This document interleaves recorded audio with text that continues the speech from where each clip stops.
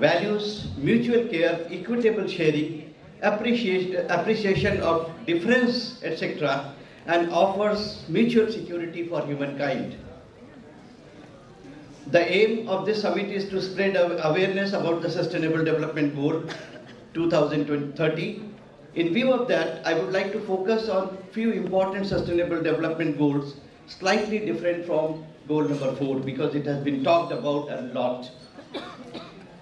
I will focus on Sustainable Development Goal 13, 14 and 15, which are most important even to achieve goal number 4, which are necessity of the current times for achieving sustainable global peace and harmony.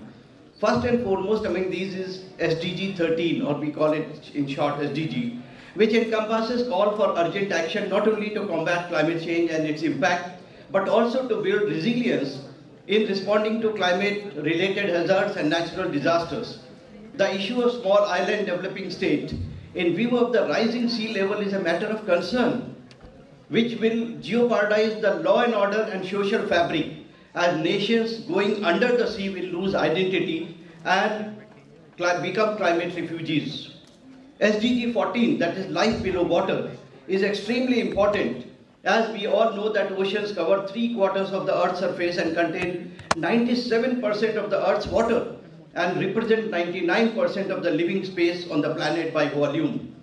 Carbon emissions from human activities are causing ocean warming, acidification and oxygen loss, in spite of the fact that oceans absorb around 30% of the carbon dioxide produced by humans, buffering the impact of global warming. Oceans, in addition to above, provide livelihood to over 3 billion people who are dependent on its marine and coastal biodiversity. Globally, the market value of marine and coastal resources and industries is estimated at $3 trillion per year, or about 5% of global GDP, and marine fisheries alone directly or indirectly employ over 200 million people. Oceans also provide sustainable and climate resilient transport, as around 80% of the volume of international trade is carried through sea, and the percentage is even higher for most developing countries. But coastal waters are fast deteriorating due to pollution and eutrophication, which is expected to increase to 20% in the larger marine ecosystem by 2050. And the last, that is SDG 15, that is life on land, is extremely important, as more than 1.6 billion people depend on forests for their livelihood, including 70 million indigenous people, and forests are home to more than 80% of all terrestrial species of animals, plants and insects. We have recently seen that how human activities have altered more than 75% of the Earth's surface, squeezing wildlife and increasing risk of zoonotic diseases like COVID-19, which we have seen.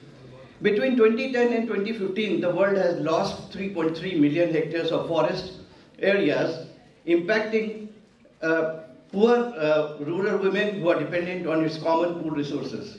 Currently, land degradation has reduced productivity into 23% of the global terrestrial area, and between $235 billion and around $600 billion in annual global crop output is at risk due to the result of pollinator loss. Due to drought and desertification, 12 million hectares are lost each year, which would have been otherwise used for growing billions of tons of grain. I would like to reiterate here that nature caters to the need of whole humanity, and animal kingdom, through its diverse and robust ecosystems and varied biological diversity, once disturbed or imbalanced, its consequences are loss of habitat, climate change, land degradation causing flood, drought and calamities, causing misery and unrest to the humanity, eroding peace and harmony.